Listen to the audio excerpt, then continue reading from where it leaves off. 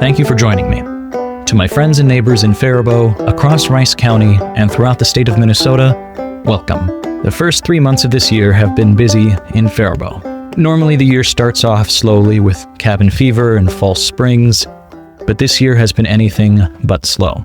2 issues have motivated people to engage with their local governments with a passion I have not seen before. I want to recap those issues, thank the people who stepped up, share some good news, and talk about the kind of local political culture we need if we want our government to reflect our values. I'll close with some practical things you can do right now, because I know that is what a lot of you are looking for. My work is focused on providing an on-ramp for folks locally that is not partisan but outcome-based. My goal is to enact positive change that makes Faribault a place where all people in all circumstances can feel safe, lead stable lives, and feel at home. If you care about a specific change, there should be a clear way to engage at all levels of participation. My focus is local, on specific policies that can improve people's lives. That is where I feel I can be most useful right now. The 2 issues that have defined this winter in Faribault are these: Rice County's need to clarify its policy regarding ICE detainers, and the Faribault City Council's decision not to approve emergency rental assistance for families facing eviction. I'll cover each of these in detail, what happened, what it means, and what good governance could look like instead. I'll also talk about the broader pattern I see in Faribault's political culture, what we can do to change it, and how you can get involved in a way that fits your life. Everyone cannot do everything, but everyone can do something. One of the 2 issues that has driven unusual civic engagement in Faribault this winter is Rice County's unclear messaging on their policies regarding ICE. My request to the county has been simple: transparency. The county has done little to publicly clarify how they do or do not communicate with ICE, what local policies direct them to do so, on whose authority those policies were put in place, and what community members can expect if they are booked in the county jail. The specific concern I raised to the county board is the sheriff's department's policy of notifying ICE when they have arrested someone on ICE's detainer list. Briefly, there are 2 types of detainers. An administrative detainer is a request from ICE to hold someone in jail until ICE is available to grab them. It is not a court order, not a judicial warrant. It does not mean someone has been found guilty of a crime. It does not require a conviction. ICE can issue them for anyone, even people who have never been charged with a crime of any kind. They have put detainers out for U.S. citizens. A judicial warrant, by contrast, has been reviewed and signed by a judge. It still doesn't mean someone is guilty of a crime, but it raises the warrant closer to the standard of scrutiny of a typical criminal warrant, which, again, this is not. Those booked in the county jail are not inherently criminals. We are all innocent until proven guilty and deserve our day in court. If Rice County clarified its policy to only honor judicial warrants, residents would be more trusting of local law enforcement. There would be clear expectations of what local justice looks like. Nothing prevents the county from making this administrative decision today. Evidence shows that when ICE operates without administrative assistance from local law enforcement, crimes are reported more readily, witnesses feel safer speaking up, and trust in local law enforcement increases. That is the public safety argument. There is also the liability argument.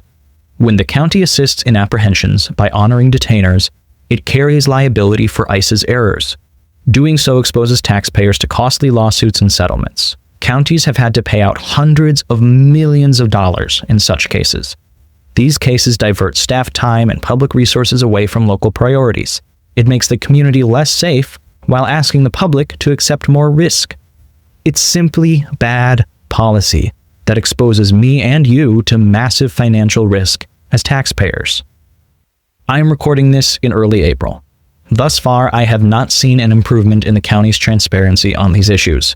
I have gotten different answers from different people in county government when asked about specific policies. There's more work to do here. I want to thank the residents who have spoken publicly about these concerns. That is not an easy thing to do. Many of the people speaking up have far less institutional protection than the people listening to them from the dais.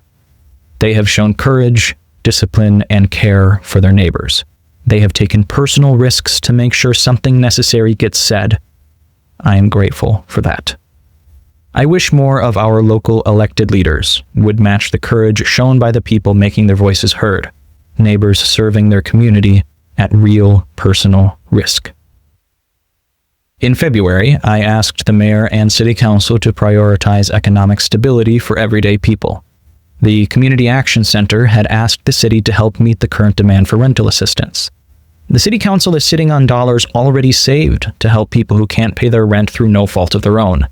This money came from the state. It is not money that the city has raised through taxes, nor would it add to future tax burden.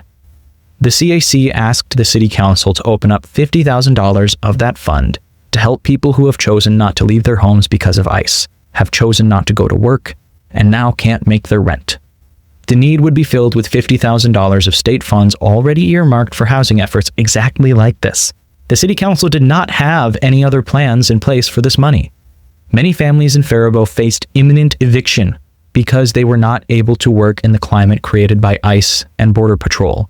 We are talking about U.S. citizens here. On February 6th, the CAC had just over 100 requests for financial assistance. By February 17th, the night of the council meeting, that number had risen to more than 250 countywide. The economic impact is real and measurable. The CAC estimated the local economy lost over $250,000 in just 60 days due to ICE activity.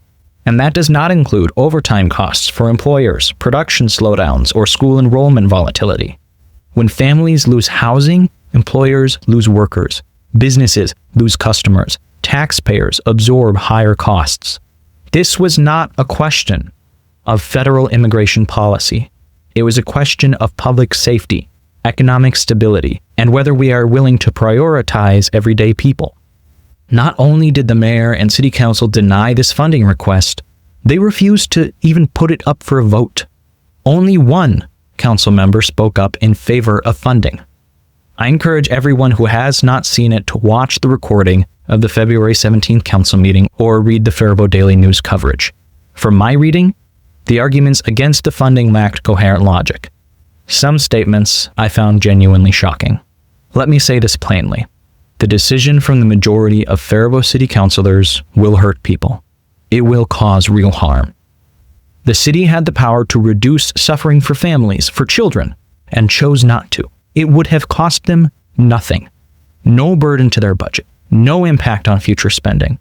All that was required to keep people off the streets was a simple nod of the head. All but one refused. But there are folks who did not refuse the call to step up. The Faribault Housing and Redevelopment Authority is another city body made up of appointed community members and 2 council representatives. Their decisions do not need to be approved by the city council. The HRA has its own budget. So several HRA members, after watching the council's inaction, asked to consider the CAC's request themselves. The HRA didn't have access to the state money that the council has left sitting there, but they did have enough in their own budget to fulfill the request. On March 9th, the Faribault HRA voted 5-2 to approve the funding from their own general fund. The 2 votes against were cast by the city council representatives. The community kept showing up. Eventually, a group of public servants willing to act on the facts made a decision that reflects our community values. The HRA, made up of people who I know are ideologically conservative, progressive, and all over the map, prioritized working class people in their moment of need. They saw that mass evictions would hurt the entire community and took action to prevent it. By and large, I have not seen the work being put in to make this community more affordable, safer, or healthier for everyone. I have seen the work being put in to increase economic activity, which has an indirect benefit for all, but it does not help those who are suffering. I have seen Faribault City Council and the Rice County Board of Commissioners bend over backwards to accommodate businesses. They will pull every lever and access every fund possible if it will support developers.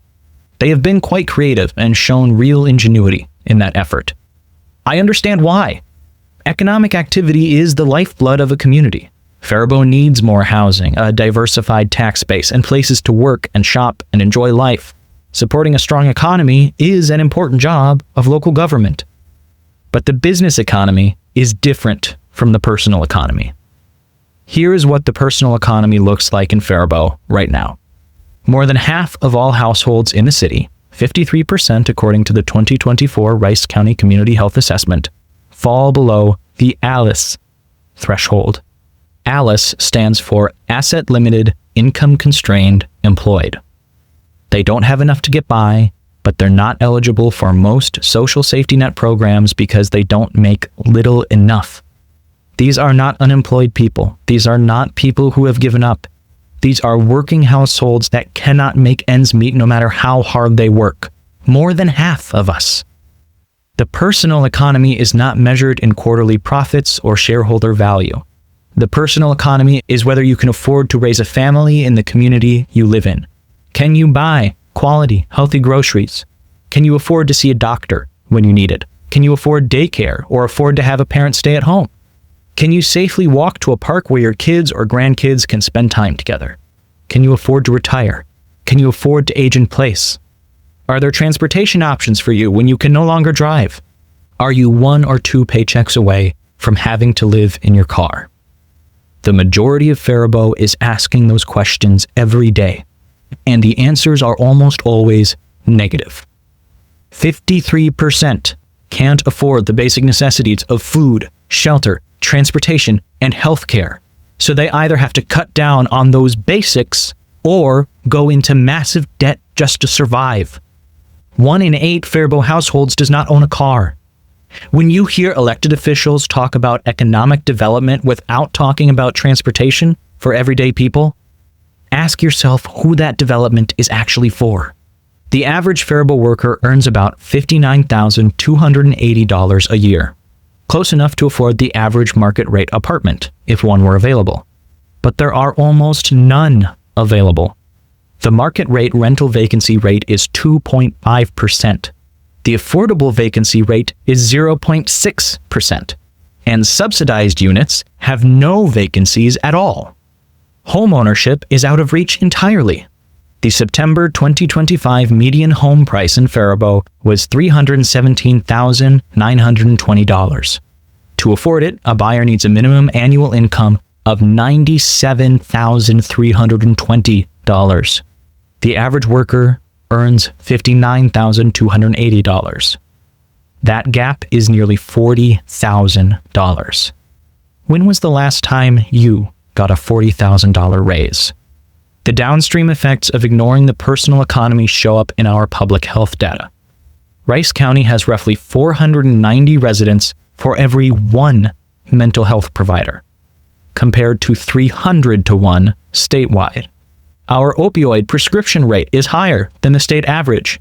3 in 5 homes in Rice County have dangerous radon levels.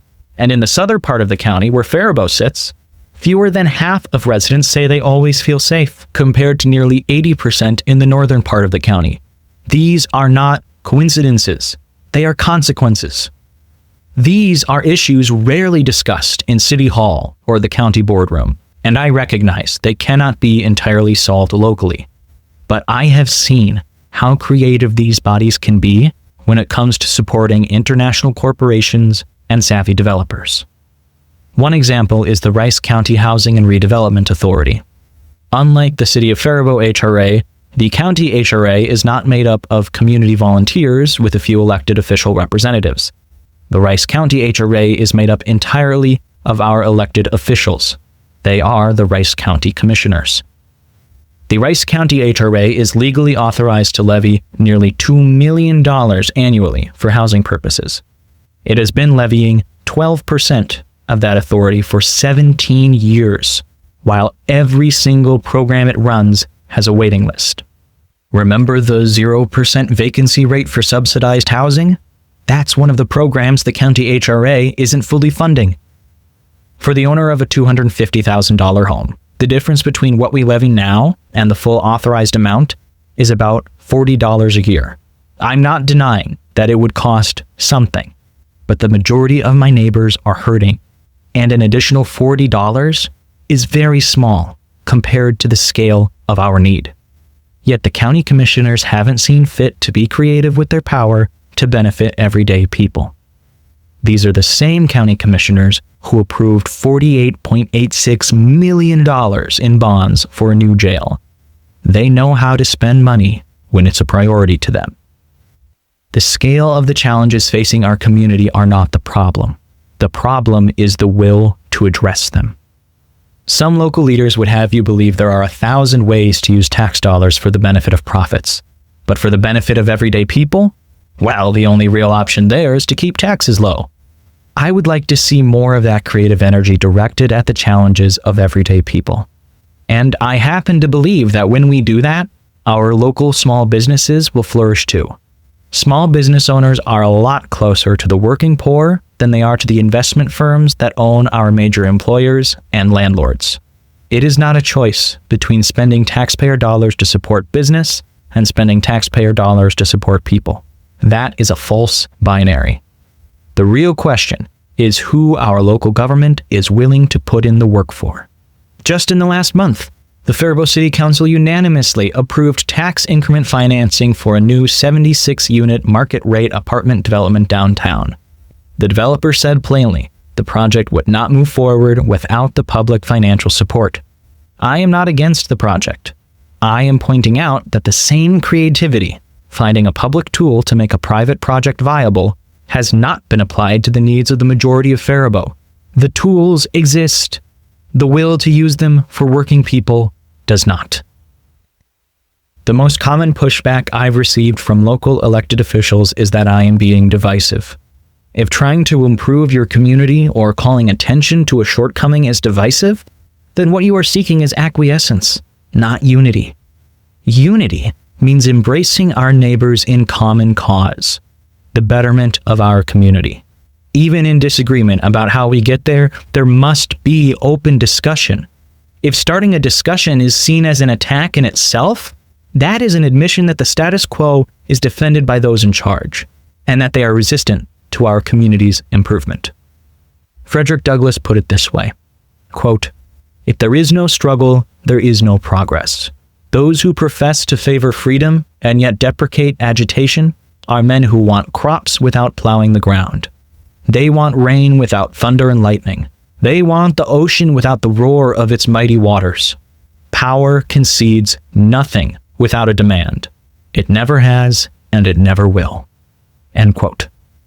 These are not radical ideas. They are the ideas of people who loved their communities enough to say hard things out loud. Can you convince 25 people why local issues matter? That is not a rhetorical question. In Rice County, local elections are decided by margins that 25 organized, door-knocking neighbors can move. My own county commissioner race in 2022 was decided by fewer than 200 votes.